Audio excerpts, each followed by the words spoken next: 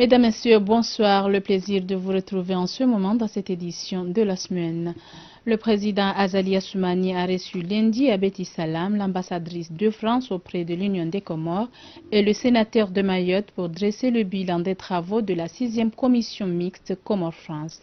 La délégation a remercié le président pour l'accueil, les dispositions prises pour le bon déroulement des travaux. Reportage de Salim Zarkachi. Le rapprochement entre les trois îles et l'île comorienne de Mayotte est une nécessité, a déclaré le ministre des Affaires étrangères, Chef Mohamed Elamine. Raison pour laquelle, cette fois, les élus mahorais ont pris part aux travaux de cette 6e commission mixte axée sur la coopération. Pour le ministre des Affaires étrangères, la participation de Mayotte dans les débats, c'est l'archipel des Comores de 4 îles qui s'organise. Avec le président, la délégation reçue a exprimé sa satisfaction. Selon le sénateur, toutes les solutions doivent découler d'un processus de discussion entre les parties concernées. Nous, on s'était étonnés qu'on n'ait pas été associés aux discussions. Donc finalement, on est à point nommé pour aller de l'avant, là, je pense. Nous, ce qui nous fait mal, c'est que quand on voit nos frères et sœurs qui arrivent et qui vivent dans des conditions lamentables, on le sait. Donc ça nous fait mal quelque part. Et qu'on doit discuter entre nous pour trouver des solutions. Au cours d'une interview qu'il a accordée aux journalistes, Chef Mohamed Elamine a informé qu'un prochain rendez-vous est pris à la fin du premier trimestre 2018. Les parties se retrouveront pour examiner ensemble les voies et moyens de mettre en œuvre la feuille de route de septembre dernier. Nos frères mahorais avaient exprimé certaines préoccupations. Je crois que il a fallu donner des précisions par rapport à certains termes qui ont été utilisés et que là maintenant il n'y a aucun problème. Donc on s'est convenu qu'à la fin du premier trimestre 2018, nous allons nous retrouver, examiner ensemble les voies et moyens de mettre en route cette feuille de route. Les autorités nationales ont élaboré un plan quinquennal pour le développement socio-économique du pays. Dorénavant, les partenaires doivent recadrer leur coopération économique en faveur des Comores en se conformant à ce plan. La Banque centrale des Comores a procédé mardi à l'inauguration des nouveaux bâtiments. La cérémonie organisée à cette occasion a été honorée de la présence du président de la République, Azali Assoumani. Cette nouvelle donne a pour vocation d'élargir les activités de cette institution. Reportage de Salim Zarkachi.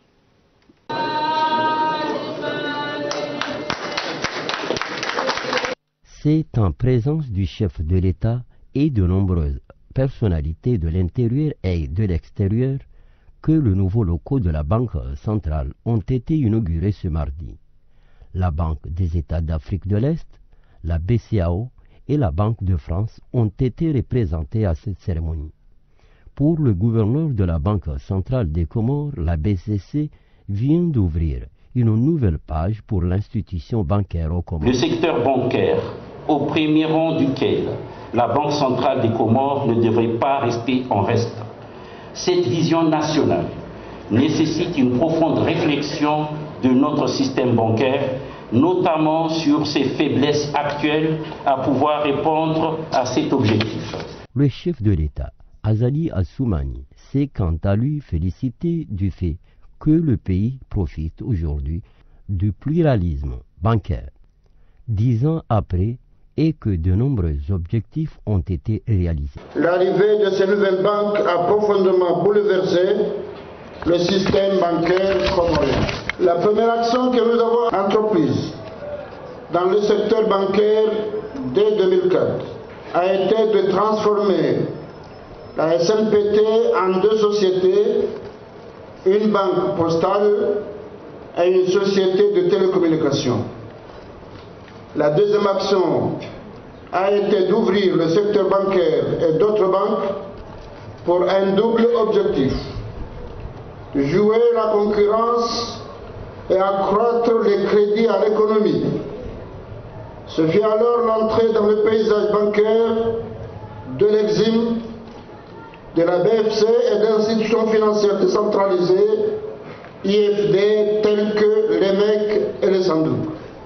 Malgré des encouragements formulés en direction de la SNPCF, le chef de l'État, Azali Assoumani, a pointé du doigt une mauvaise gestion au sein de cette institution au fil des années.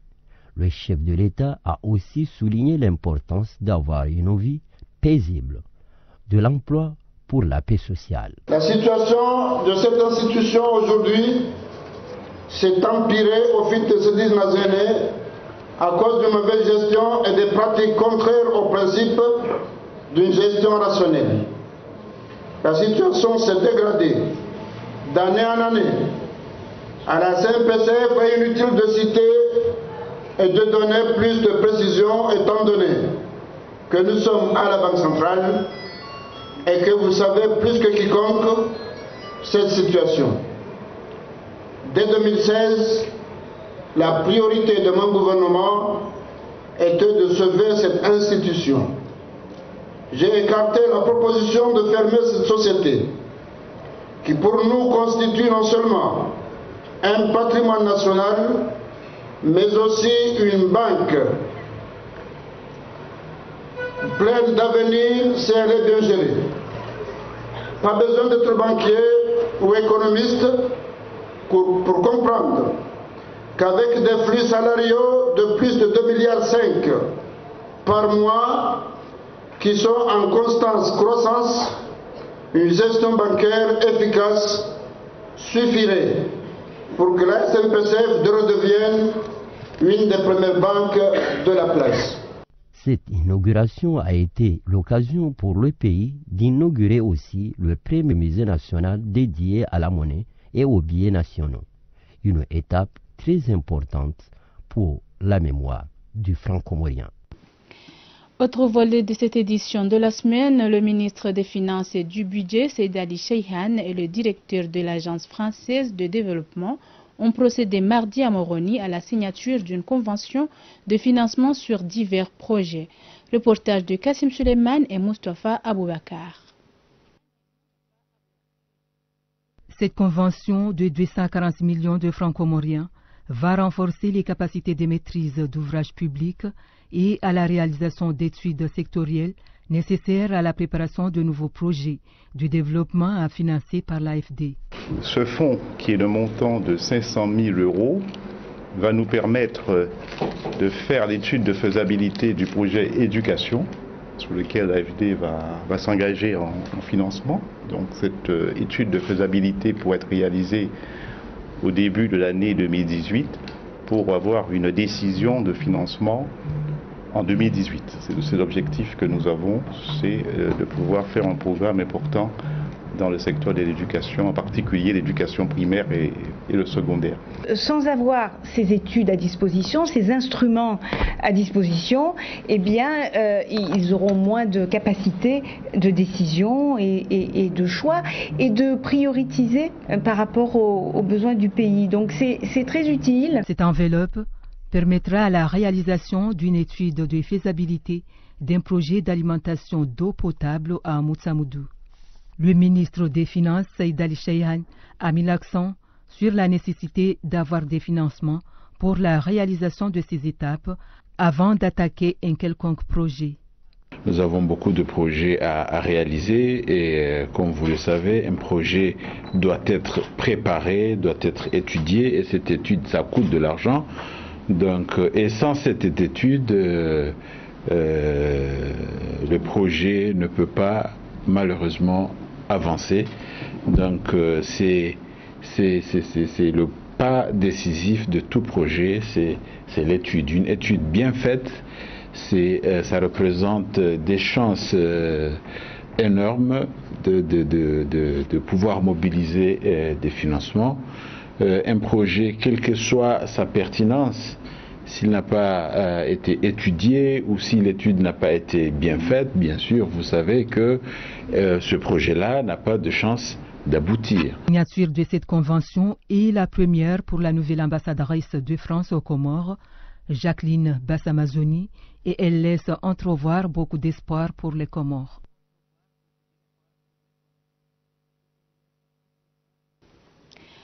À Mali, les responsables du parc national et ceux de l'ONG Demain ont procédé dans la semaine à Fomboni à la signature d'un contrat de financement de projet sur la promotion de la filière Ilang. Reportage de Tchan Mohamed Elamine, compte rendu de Zaria Madikassi. La protection de l'environnement est très importante dans notre pays. C'est pourquoi le Parc national de Mouéli a jugé nécessaire d'organiser une cérémonie de signature du contrat du projet Ilang de l'association Demain pour le but d'appuyer au développement de la filière d'Ilang-Lang dans la zone du Parc national de Mouéli. Financé par AFD, Agence française de développement à travers le Parc national de Mouéli, avec un montant de 22 millions de francs comoriens. Le projet vise à positiver l'impact environnemental de la filière Ilang de Mouéli, à renforcer les impacts économiques et sociaux de la filière Ilang, mettre en place un système d'information et de suivi des activités et publier la charte de référence du label Parc national de Mouéli. L'action vise entre autres à développer l'usage d'une ressource énergétique alternative au bois et à doter le Parc national de Mouéli d'outils de connaissance, de suivi, de gestion et d'évaluation de l'activité liée à la production d'huile essentielle d'Ilang. Selon le commissaire de la production de Mouéli, ce projet entre dans le cadre de la politique de l'émergence du président de l'Union des Comores, Azali Assoumani, pour le développement durable du pays. Un tel projet mérite notre soutien car il va dans le sens du développement durable, s'inscrit dans la politique de l'émergence si chère au président de la République, son Excellence M. Azali Assoumani. Je voudrais enfin réitérer l'engagement du gouvernement insulaire de Mouéli aux côtés du parc et au Langer ici demain pour la réussite de ce projet. Ce projet a une durée de 12 mois qui va permettre à diminuer la destruction massive de l'environnement au niveau du pays, plus particulier à l'île autonome de Mouéli. Clôture mercredi dernier à l'école de médecine et de santé de Moroni d'un forum sur la gestion durable des déchets ménagères. C'est une démarche qui entre dans le cadre de la journée nationale sur les changements climatiques célébrée à Moroni. Reportage d'Ahmed Abdallah Hussein et Ahmed Nassor, récit d'Azarimbae. Qui aillent d'une ville vers l'autre et des déchets non dégradables qui aillent d'une ville vers l'autre.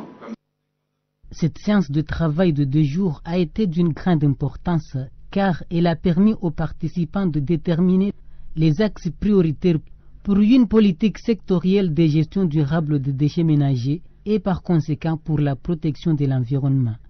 Le but est de sensibiliser la population sur les méthodes et outils de gestion et valorisation des ordures ménagères pour l'hygiène.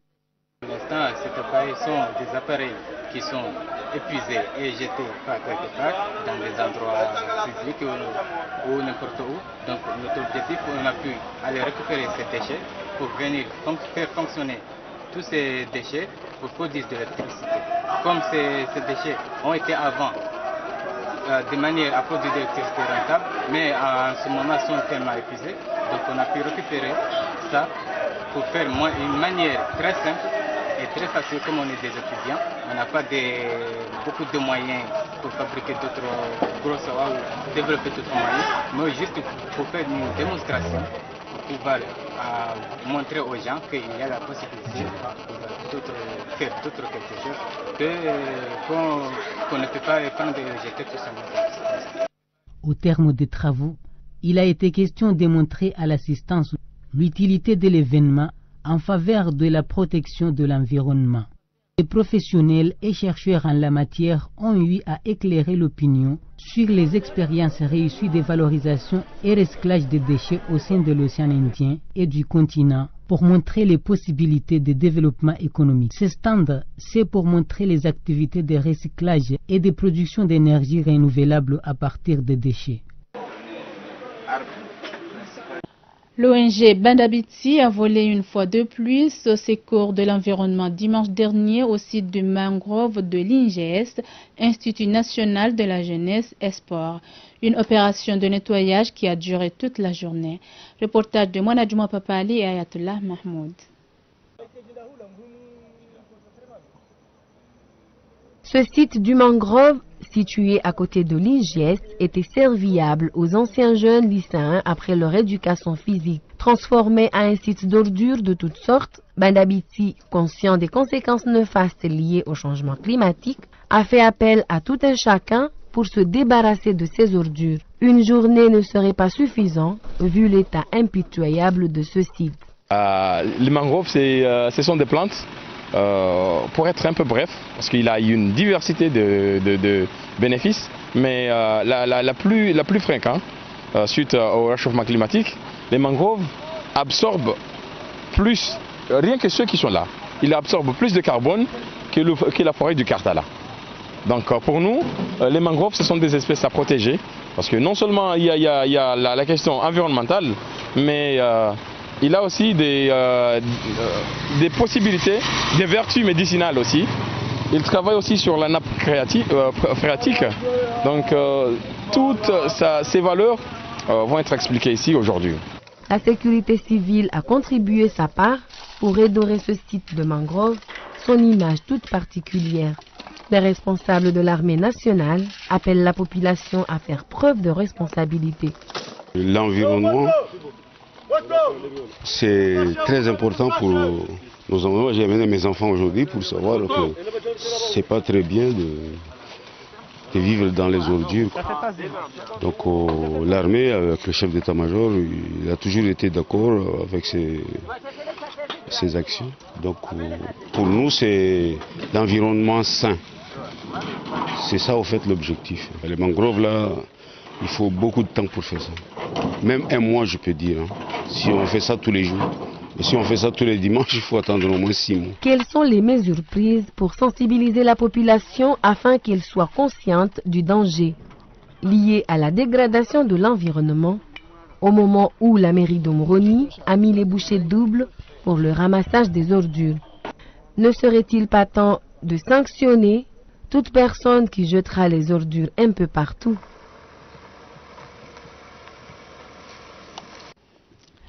La malnutrition porte atteinte à la croissance des enfants de 0 à 59 mois. Bien des parents l'ignorent. Selon les pédiatres, il est temps de les sensibiliser pour qu'ils se rendent compte des conséquences liées à la malnutrition. Reportage de Salima Amada et Ayatollah Mahmoud. La malnutrition est une maladie due à un déséquilibre nutritionnel, à un excès ou un déficit par un ou plusieurs nutriments. Elle atteint presque les enfants de 0 à 5 ans. Dans le monde, plus de 2 millions d'enfants sont victimes de ce phénomène, dont 10 000 meurent chaque jour. En fonction des analyses, cette maladie touche les pays asiatiques et africains où l'accès à une nourriture équilibrée fait défaut. Les Comores ne sont pas épargnés dans la mesure où 11% des enfants âgés de 0 à 59 mois souffrent d'une malnutrition aiguë et 15% présentent une insuffisance pondérale. Ça, c'est la situation globale. Et quand on va sur le terrain, effectivement, on constate que c'est la réalité. On croyait que c'est une affaire des autres pays. Jusqu'aujourd'hui, il y a des gens qui disent que ça ne concerne pas les Comores. Or, allons-y sur le terrain, on verra que même au niveau des Comores, c'est encore pire qu'ailleurs. Donc lutter contre la malnutrition doit aussi être multisectoriel. Les départements de la production, de l'élevage, de la santé, de l'économie, des finances et de l'éducation doivent tous concourir dans le même but, c'est de lutter contre la malnutrition. Dans presque tous les districts sanitaires, bon nombre d'enfants sont hospitalisés pour cause de malnutrition. Il a commencé avec des maux de ventre, il vomit tout ce qu'il mange et ça a provoqué de la fièvre. Ensuite, les vomissements sont devenus jaunes. Je ne suis pas sa mère, mais sa grand-mère. On mange tout ce qu'on trouve, je ne sais pas ce qui est bon ou pas. Au début, c'était la diarrhée et j'ai négligé car je croyais que ça va s'arrêter, ce qui n'est pas le cas. Par conséquent, il a perdu du poids car à chaque fois qu'il mange quelque chose, la diarrhée recommence. À ce sujet combien délicat, les responsables ne baissent pas pour autant les bras pour sensibiliser les parents.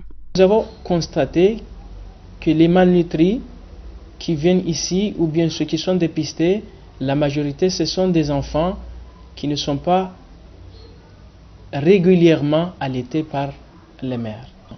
Donc le conseil que nous pouvons nous donner à ces mères, c'est de les conseiller de faire le maximum possible de faire ou bien d'accepter ou bien d'exécuter l'allaitement exclusif, ne serait-ce que. En fait, allaiter les enfants jusqu'à 6 mois et à partir de 6 mois commencer à donner d'autres compléments d'aliments. Il faut d'abord aller consulter tous les mois. Et c'est la raison pour laquelle des programmes ont été mis en place pour faire la pesée des enfants de moins de 2 ans tous les mois. Et tous les 2 à 3 mois à partir de la 3e année jusqu'à la 5e année. À ce moment-là, ça permet de savoir, une fois qu'on a fait la pesée, on a fait la taille, on a fait ce qu'on appelle le périmètre brachial, de faire l'équation et découvrir que cet enfant est malnutri ou non. Pour la survie, un enfant a besoin d'un aliment riche en éléments nutritifs, des protéines animales, des vitamines et du fer. L'on se demande si la nutrition de la mère se doit-elle aussi être équilibrée. Dans la région de Hamahame, dans le cadre des activités de développement communautaire, le village d'Itanzeni a entrepris des travaux de réhabilitation d'une route secondaire menant vers Ngolé. Reportage d'Ayatollah Mahmoud et Manadjouma Papa Ali.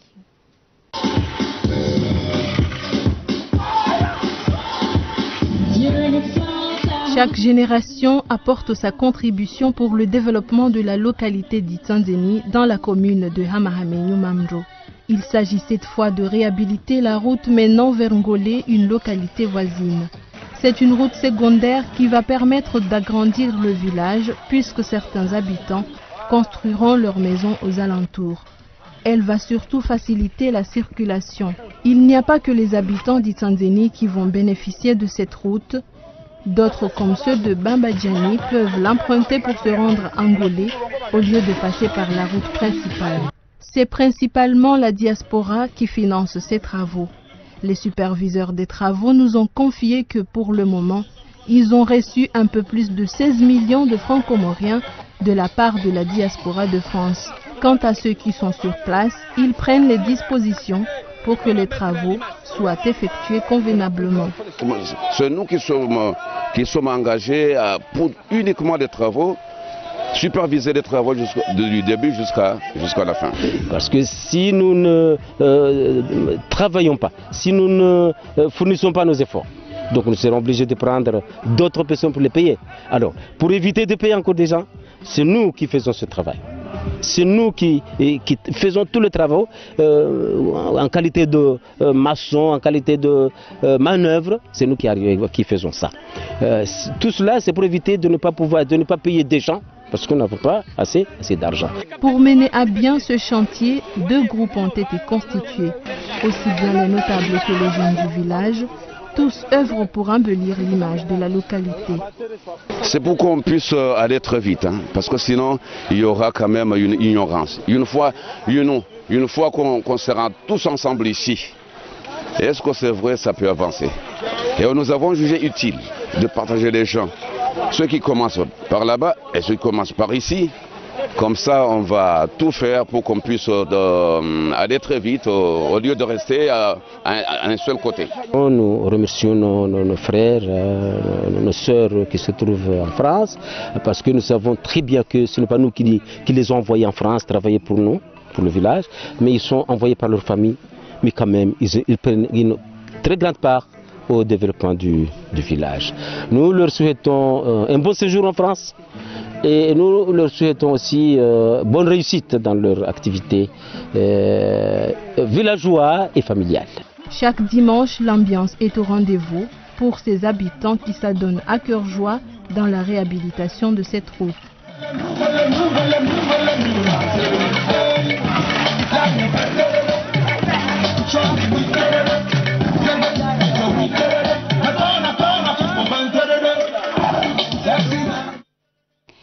L'édition 2017 du défilé de mode Fashion Show s'est déroulée samedi dernier à l'Alliance française de Moroni. Des couturiers et stylistes du pays ont saisi cette opportunité pour présenter leurs œuvres au grand public. Reportage de Monadjumo Papali et Atullah Mahmoud.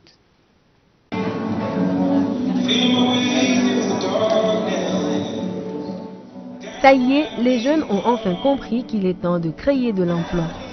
Ce défilé de mode en est un exemple. Fashion Show 2017 est l'intitulé de cet événement. 5 stylistes ont présenté leurs œuvres dans un public passionné de la mode. Abdallah Saïd, surnommé Barwan, était le premier à présenter ses œuvres mélangées de wax et jeans. Moi, je fais ce qui m'inspire.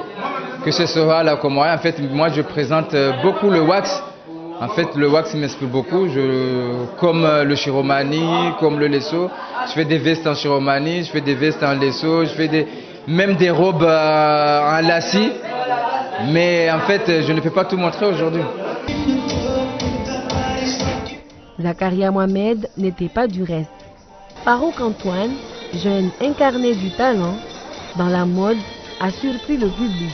Farouk Fashion avait participé au Salon de la mode 2017 à Mayotte et pour lui, la couture, c'est une question de passion. Espérons qu'il nous a tous élevés et tout, donc je pense que c'est l'heure de se montrer. J'aime beaucoup ce qu'il fait, j'aime beaucoup son travail, je trouve que c'est quelqu'un qui a énormément de talent et voilà, j'ai vraiment adhéré à son style. Il faut du travail, beaucoup de travail et surtout ne pas hésiter à se montrer, ne pas hésiter à faire de la publicité et à développer l'art. L'art c'est international, c'est mondial, ça touche tout le monde, les jeunes, les moins jeunes. Dernier défilé, celui d'Abdou Charkour, 3e prix du Salon de mode 2017 à Mayotte, qui a du talent et qui a surpris le public, dispose de toutes sortes de modes. L'organisation d'un tel événement dans le pays permet aux jeunes de se réveiller pour des emplois, mais aussi pour leur savoir-faire. C'est la fin de cette édition de la semaine. Merci de l'avoir suivi et bonne suite de programmes sur ORTC et bon week-end à vous. Merci.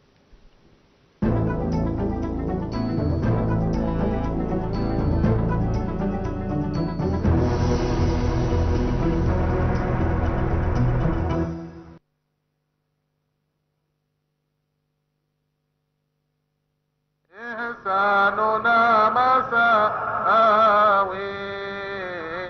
وصدقنا ذا